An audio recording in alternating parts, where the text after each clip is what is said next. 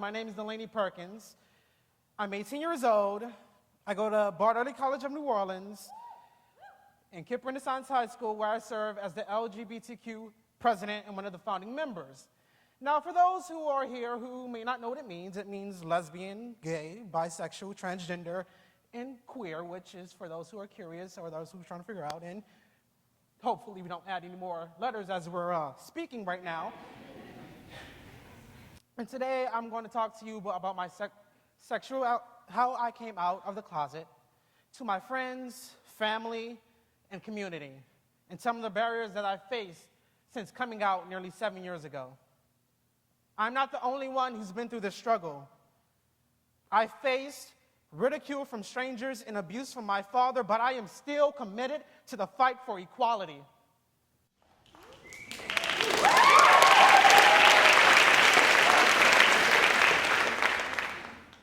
Now, you see, my identity is intersectional. It is composed of my race, my sexuality, my gender, and my class. Now, as I said it before, I'm telling you about my coming out story, which can even go back to my childhood.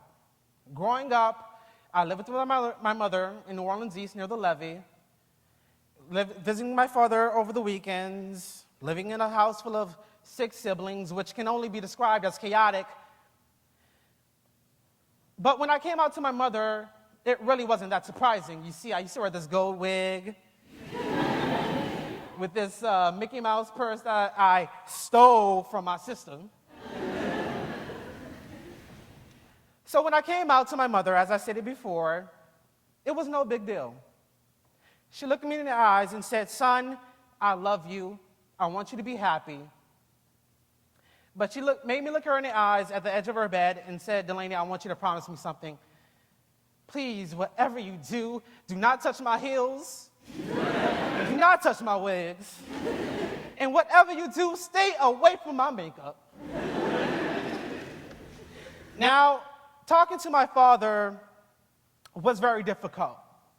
You see, at this point in my life, my father really wasn't that active in my life, the type, send a check every now and again and show up late every once in a while to some event that, like this one.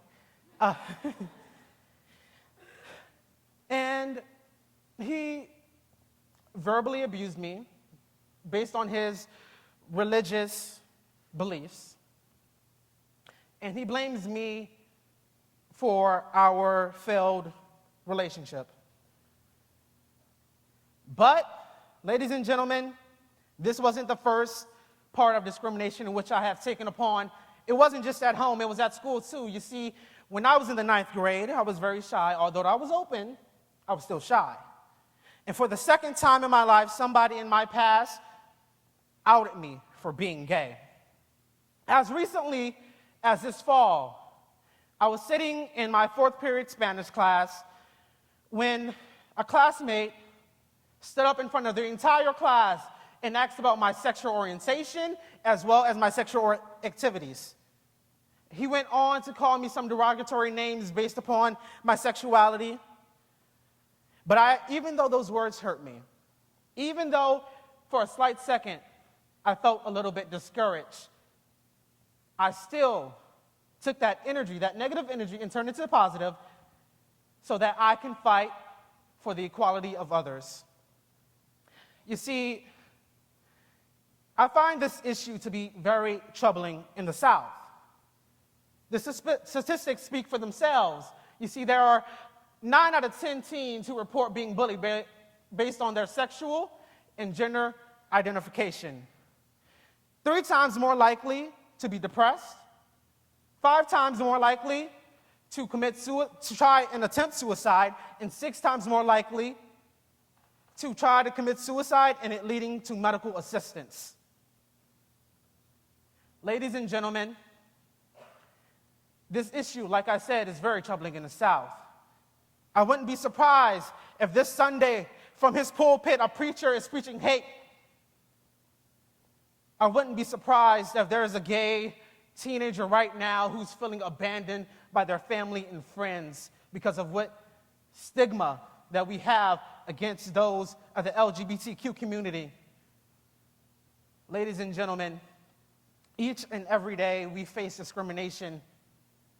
We're not just those who you see on Empire and Glee. We don't just sing and we don't just dance. We actually want to fight. We want to fight for equality, not just for us, but we want to fight for equality for race, gender, and the economy. We want to help better the society. So, ladies and gentlemen, I'm not standing here as an advocate for gay people.